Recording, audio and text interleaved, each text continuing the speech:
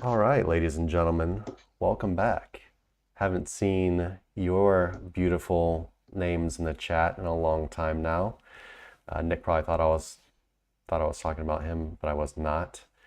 I don't need to see Nick any more than I do, which is about once I a week don't on the live need stream. validation for Chris to know I'm beautiful. Okay, so yeah, Well, you are beautiful uh, in the sense that like everyone is beautiful. We're all beautiful, we're all perfect we're all creations. God's children.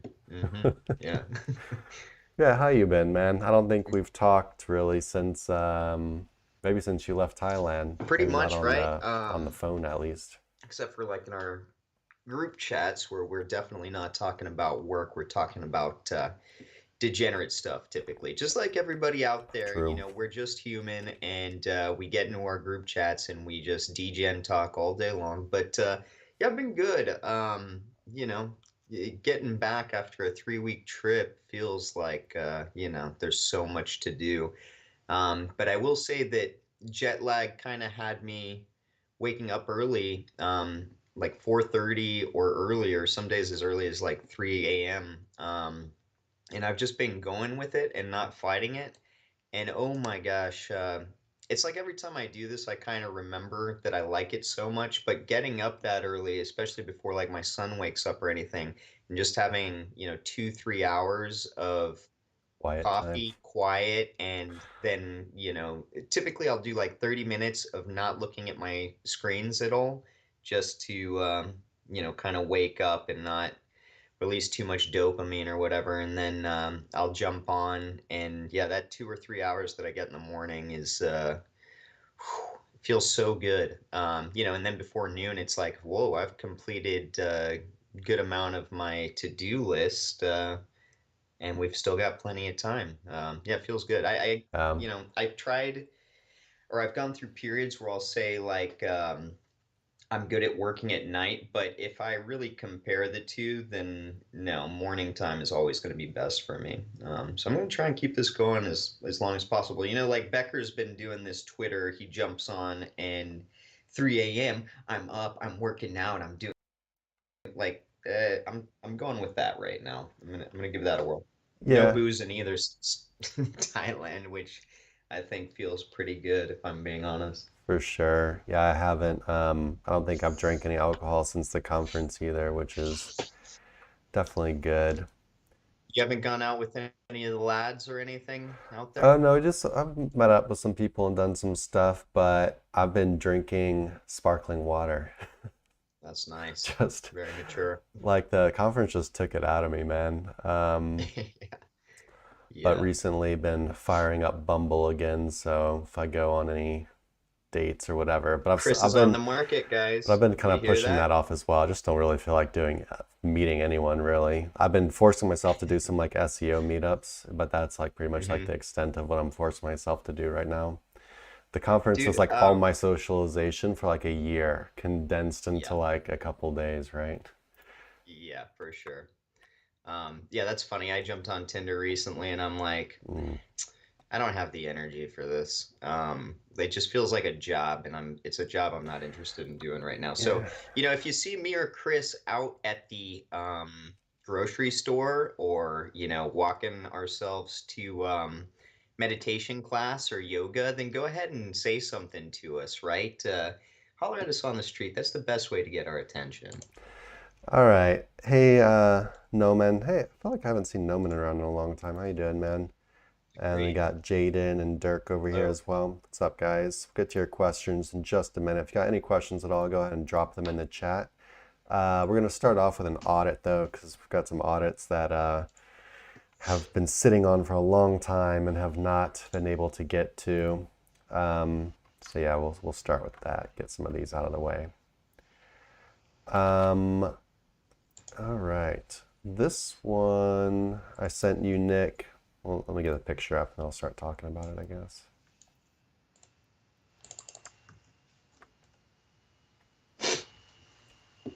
Um, Mm-hmm. Mm-hmm. Mm-hmm. so it didn't really give us much info, but I guess I'll put it up there anyway. Well, He that's a says, very my website got hit. Keywords went down and pages which were in the SERP also went down. Please audit. Yeah, so we'll go ahead and do that. And for you guys watching, this is the only thing we'll be able to show you. We don't like to expose people's websites when we audit them. I know it'd be fun for you guys to watch, but we can't do that. And I think this one, Nick, I think they were also in our managed link building service, which if you don't know, guys, it's our completely done for you link building service where you set a monthly budget and we build links for you, what we think are the best links each month. But I think when we inherited it, it was already dropping like pretty rapidly. I think he only stayed in like a month or two, and basically it wasn't enough to try to counteract what was going on. I can't even remember if it was a backlink problem or a content problem, but I guess we can look into that real quick. shameless plug too. Just beforehand, don't forget that Black Friday sale is going on over at True. sterlingsalot.co. 25% off all our products. It's the biggest sale of the year. So if you haven't taken advantage of it, probably a good time to do Do it. so. A few days left. Go to our Black Friday page and you'll find the discount code, all link building and Mhm. domains. All right, let's go and just start with off page, I guess. Yeah. Um, So we'll start with interesting about this backlinks. graph. Yesterday I was talking to James Dooley. I'll be on a podcast with him with the Otis kids a bit later today. But we were talking about, he said there is a bunch of manual backlinking penalties going out right now. And a lot of them have been handed out since September 11th, but also that there was a bunch of drops in the SERPs starting in around September 11th. And I've got a test site that I was looking at that we were sharing info about where, yeah, heavy drop September 11th. And then if you look at this one, it was already gradually coming down, but right then, that's when it really hit that mark and dropped down to about what's looking like a like 1/6 of what it had before. So looking at his links, out of like 2,000 referring domains, only about 200 of them passed the very low bar, which was DR10 plus and more than 250 traffic. I'm gonna go ahead and put do follow on that as well, because I saw a bunch of no follow in there. Let's see what this brings the number to. Ahrefs going slow. So it brings it down to about 100. And then let's go ahead and check out those anchors because they are looking rough. A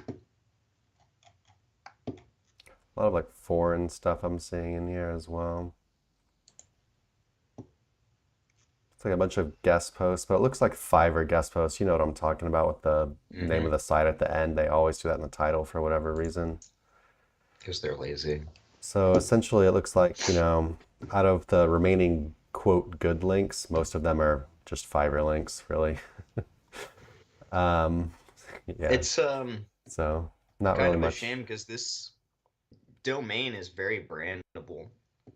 Yeah. And I'm wondering if they didn't buy it used, aged or expired, with a bunch of these, because there are some good links that are very travel related going to this site, but then there's all this spam coming in, and I'm like, this is indicative typically of somebody buying a good domain and then getting really spammy with what they do once they have it. But I mean, if you look at these Yeah, anchors, so like, okay, the first one is a naked URL, but then we've got one, and these anchors, guys and girls out there, where you're doing like best X product /brand. well, it looks like it's just a bunch of spam because if you filter it out by the very low bar, most of that's gone. I mean, So it's a it's bunch like of super blog low. spots It's and like stuff super, like that, but yeah, still, I yeah, mean, exactly. Super low, like DR kind of like spam shit, mhm. which it's still there, but might just be Yeah. Google might just ignore it. Who knows? But even doing that, even canceling that stuff out, it still looks kind of weird. But it definitely doesn't look as bad. Actually, they still have like a pretty decent amount of exact match anchors. They're just a bunch of different exact match anchors. So anyway, overall, I feel like the backlink profile just is looking pretty sketchy. 2000 RD, and he was in MLB for a month or two, so it's really not nearly enough time to try to counteract it with whatever links we were building. Um, but yeah, so, was backlinks the cause of his traffic drops? Maybe part of the reason. I would assume that actually was part of the reason. What would you say? Yeah, definitely. And especially, I mean, like And travel is not a um, easy niche to break into. So, if we look at his main competitors, he's definitely falling behind here too. And he's just getting hit repeatedly in these updates as well. Like he gets hit in an August 23 core update. Yeah. Then he gets hit again in the helpful content update in September. Then he gets hit again in the core update in October. Then he gets hit again in the core update in November. Like he's literally getting hit by like every Everything. single update. Yeah. Have you checked out the site at all? I literally just jumped to it, and I'm automatically getting some vibes about this. We've got um, what looks like, well, it's a little cleaner than Ezoic style ads, at least from what I'm looking I don't at. like But all these like huge lists of links on the homepage. It's probably got like 500 outbound links on the yeah, homepage. then we've got You anytime can you click on scroll all a, these little things. You said you can scroll all these like yeah, category things. yeah. Um, So yeah, I don't like that. and okay, so that's that's a stock image I've seen on the homepage. I'm willing to bet this is, it feels like a five type site, and I'm wondering if they don't have Yeah, like exactly. they're not selling posts. But then anytime almost that you click on a new page, you get a pop-up that's an ad for coupon codes available Yeah. for credit stuff.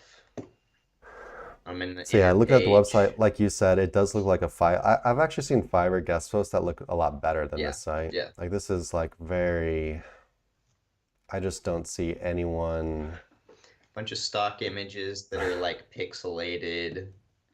and just the formatting's all messed up. Yeah, the images are super low quality, and just it looks like they're made in like Microsoft Paint in 1990 or something. Bunch of outbound I links don't to see, Wikipedia using words like campsite. Oh, I don't, wikipedia.org yeah, /wiki campsite.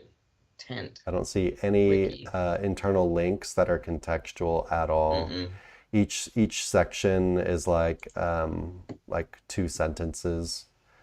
It just doesn't. There's nothing about this that feels like a Legit. person. Yeah, nothing about it feels legit at all. Like if I was a Google quality rater and I came into this website, I would say just bury it. Yeah. Like, or like throw this at the bottom of the internet so no one ever sees it Yeah. again. Like, And I'm not trying to knock, I know it takes time to do this kind of stuff, and but it does look like, it's probably very automated what you've got going on here. And I just don't think you can get away with this kind of thing anymore. And if you do get away with this kind of like content, this type of website, this type of link building, it's going to be for short term. And after that short term, Google's going to slap you hard. Like this is exactly like what Google wants to fight against. yeah, they have And they're doing a pretty decent job at doing it as well. they I think I'll say that. have you gone down to the footer yet? It's like one, two, three, four, five footer sections with multiple of the same ads. Nice. Uh, the contact us and the about us are pretty much worthless in His social profile links at results. the bottom link to some random blog post on his site. Yeah, yeah. His There's affiliate disclaimer doesn't basically link to no anything. EEAT going on here. It's just Yeah, you're gonna have to try harder if you want to succeed on the internet with this kind of thing, man. There's a lot going on here. What I would start with you is look into what EAT is, like EEAT, and look up Google's helpful quality content guidelines. And third of all, just think about what a website that you'd actually want to read would look like hmm and what the content would look like. You don't even have to get technical. You could even just start there. If I went to this website, if I landed here on Google, would you read past the first sentence? Because I literally wouldn't. no. Even if it was ranking number one for everything I came to, I wouldn't read this thing. And then, And so that would be, I think, a good starting point. Sorry to be too harsh or whatever, but it is what it is, right? yeah. You have anything And else to then say, or you want to move just on? running these display ads, like if this is ezoic, over the course like the last year, I'd say that's not being favored in the SERPs, because it's spammy. I mean, like I'm looking at every single page has at least, there's only three on the homepage, but the inner pages are spammed out with these ads, and then you got the random pop-up for more ads that most likely most people aren't using. Ads Yeah, it's alone can just hit you really hard, so definitely check yeah. into that. All right. Yeah, no. Quite a bit of work to do if you want to revive the site. All right. Dirk says, "Hey, Jen's been following for a while. Great videos. Thanks, man. Glad you enjoy them." Thank you. Let's see what his question is. AI tools, which one have you guys been using lately for content that have resulted in ranking? Doesn't matter what AI content you use, I would highly, highly, highly suggest putting a lot of human editing into it. I like Koala Writer, and I like straight up Chat GPT with my own prompting. And yeah, those are probably the two most that I've used. And honestly, I probably use Chat GPT more than anything, and just do section by section myself. We also tried an actual like service recently, which was Content Pit, which was AI content that's been human edited and surfer optimized. But you still have to go in and do it. Like they still haven't edited out like all like the super repetitious stuff from like the that like ChatGPT or whatever does. There's still like a good amount of editing, but it still does save you a lot of time as well because it's at least server optimized because you can just basically go through and edit it and make it like okay and remove a bunch of shit and add some stuff. And so you still skip like all that like surfer optimizing time and the format and like the sections and stuff are pretty good as well, but definitely costs more per article if you're doing like that. But if you're on a budget, I would just use like ChatGPT straight up. Like make the article outline yourself, and then just use ChatGPT section by section and edit it. But you can rank with any AI content tool. I think they all have like their strengths and their weaknesses. But I would just expect to do a good amount of human editing. And if you're not doing human editing, expect your rankings to be short-lived.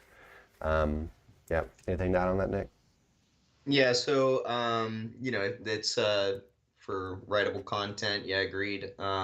For shorts, like video shorts, we've been using Opus.pro, which is super easy to automate. And while it's not so much a, Google search factor, at least not from what I've seen, it is a YouTube search factor because all these videos that we're cutting up are getting at least 200, 300 views, some of them to like 1,500 views, right? And it's with minimum really effort. Like you just input your YouTube video, it'll cut it into like 20 shorts, watch the ones that make enough sense, and then you can upload them to Hootsuite and YouTube Scheduler and get a whole bunch of stuff out there. And then of course, I've been using Mid Journey. I think Chris has switched over to Chat Yeah, I don't GPT's like image creator definitely now, gets better. but It's just I easier. do feel right on. Yeah, I do feel like regardless of what you use, I have noticed that it seems worthwhile to not be stealing images off the internet. Now maybe this is part of I've the been blinding saying it. light You were whenever I'm knocking me on me, doing man. it, but I'm telling you, dude. Unique yeah, images. I think it's just like from what I've seen, I'm like even though they come out wonky, like I'm doing one where I need like different pictures of like a type of motorcycle basically, and like they're all just like these alien scooter ship type looking things, but Yeah, if if you're anything, doing that'll something keep like people on that, page a little bit. it's definitely rougher if you're trying to do something like that. I'd probably would recommend just trying to do something else.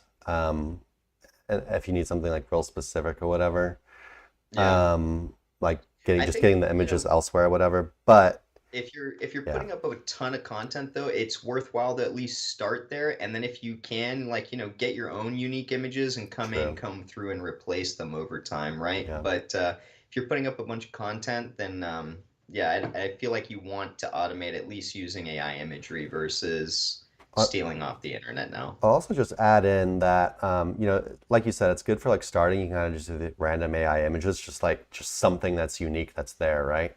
But Yeah. what you ideally want to do is actually have images that is not, you're not just putting it there because it's a unique image, but you're putting it there because it enhances the content. It actually fits in and like helps the break up the content and make it better, and the users actually Mm. like it, right? And so the reason I'm saying that is because like we know that Google search quality raters are fucking out on the prowl right now, right? They're out there and they're like training their machine learning. They're trying to like feed all of this stuff into the algorithm so that the algorithm can do it all instead of the humans. And if the humans come in and they say, oh, he didn't get popped for unique images, or, not enough unique content on the page or whatever, but now looking at it, it all just looks like this doesn't help the article at all, and it just looks like super low quality, whatever. I think they'll still pop you for it, just based on what I saw that Cyrus guy talking about on Twitter and whatever, being a search quality rater. Hmm. But yeah, it all Yeah, just the guy. depends if you actually get one of those humans on your site, right?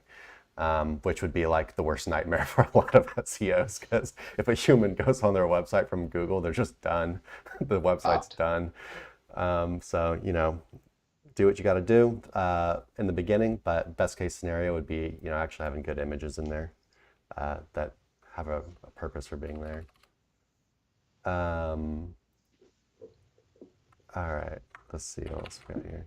What's up, Kushagra? I don't know if I'm saying your name right, but I know exactly who you are. Kushagra.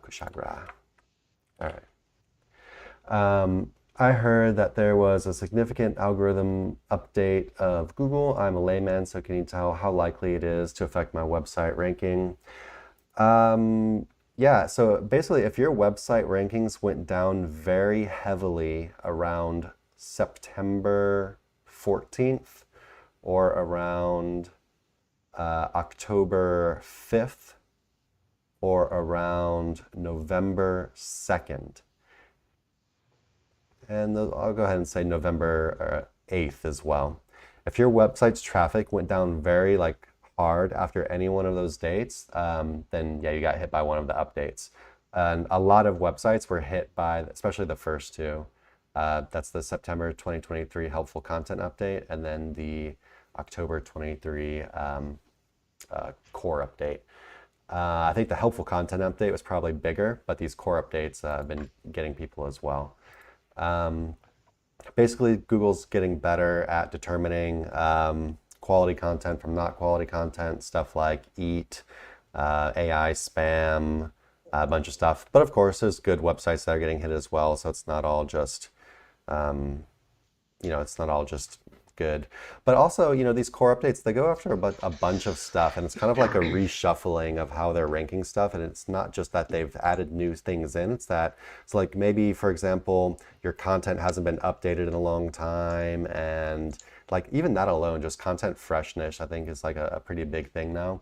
And so like basically, even if you didn't get hit by anything, maybe they're like, well, this website's just kind of like stale and stagnated and not being updated, so they'll just rank people above you higher. So it's not even that anything has changed for a lot of the core updates specifically, but it just might be that you're kind of like lagging behind or not keeping up with your competitors, right?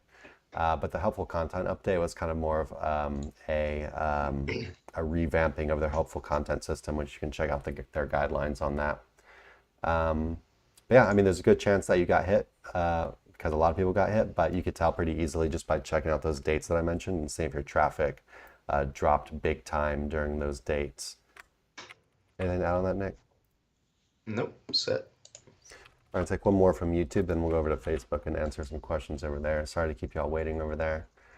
Can you tell me, with the advent of ChatGPT, do coding and programming blogs have a future in Google? Will they get traffic, or most people will use ChatGPT?